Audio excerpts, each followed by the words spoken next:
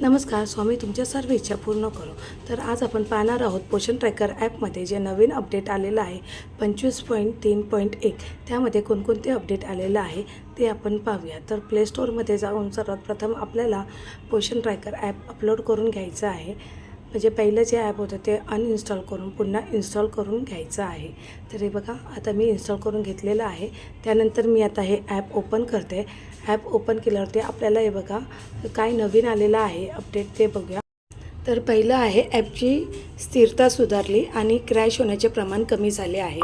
त्यानंतर आहे की जलद प्रतिमा लोडिंग, जे आपण जे फोटो वगैरे टाकतो ते जलद झालं आहे. अंगणवाडीचे स्थान सेव्ह करण्यापूर्वी इंटरनेट वापरा. जे आपण लोकेशन टाकतो त्याच्यात आता इंटरनेटची गरज लागणार आहे.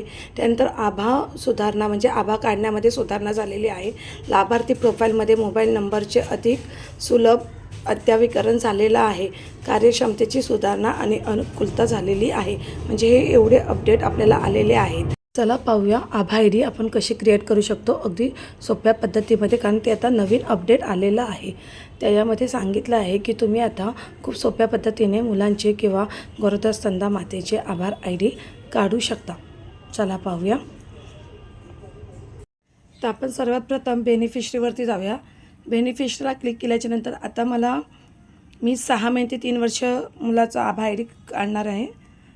तिथे क्लिक केल्याच्यानंतर ह्या बाळाचं करायचं आहे आभा आय डी.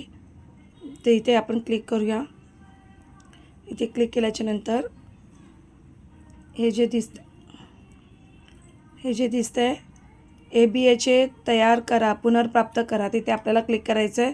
इथे क्लिक केल्याच्यानंतर इथे आहे बाल आभा युजिंग पॅरेंट्स. इथे मुलाचे आधार, आता त्या मुलाचा आधार कार्ड नाही आहे, मग मी बाल आभा युजिंग पॅरेंट्स आधार त्याच्यावरती मी क्लिक करते. चालू ठेवानंतर प्रक्रिया केली. त्यानंतर क्रिएट रिट्रीव बाल आभा. बघा इथे मी क्रिएट करते पहिल्याला. नंतर आधारबाबतच्या माहितीचा उपयोग करून सत्यापन करा, ते इथे क्लिक करूया. आता इथे क्लिक केल्याच्यानंतर त्या बाळाचं सर्व माहिती आलेली आहे. आता इथे आईचा आधार कार्ड असल्यामुळे इथे बघा तिच्या आईचं नाव आणि आधार क्रमांक आलेला आहे. जर बाळाचं असतं तर मग इथे बाळाचं आलं असतं. त्यानंतर आपल्याला हा जो बॉक्स आहे त्याच्यामध्ये क्लिक करायचं आहे, हे बघा. आणि त्यानंतर हे पडताळणी करावरती आपल्याला क्लिक करायचं आहे.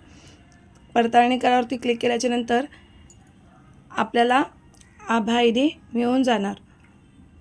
अशा प्रकारे 25.3.1 हे जे नवीन अपडेट आलं आहे त्यामध्ये तुम्ही एकदम खूप सोप्या पद्धतीने मुलांच्या आभा आय डी क्रिएट करू शकता. मोबाईल नंबर बघूया.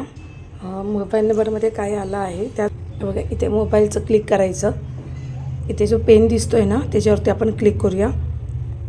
क्लिक केल्याच्यानंतर इथे आपल्याला जो काही मोबाईल नंबर आपल्याला अपडेट करायचा आहे बाळाचं किंवा पहिला आईचं होतं, आता नंतर बाळाचं टाकायचं असेल, म्हणजे आधार कार्डवरती जो मोबाईल नंबर आहे तो जर आपल्याला टाकायचा असेल, अपडेट करायचं असेल मोबाईल नंबर, तर आपण इथे जाऊन ते अपडेट करू शकतो. बघा खाली सबमिट येणार आहे, तिथे सबमिट करायचं. म्हणजे इथे त्या बाळाचा मोबाईल नंबर तुम्हाला जो हवा आहे तो येऊन जाईल.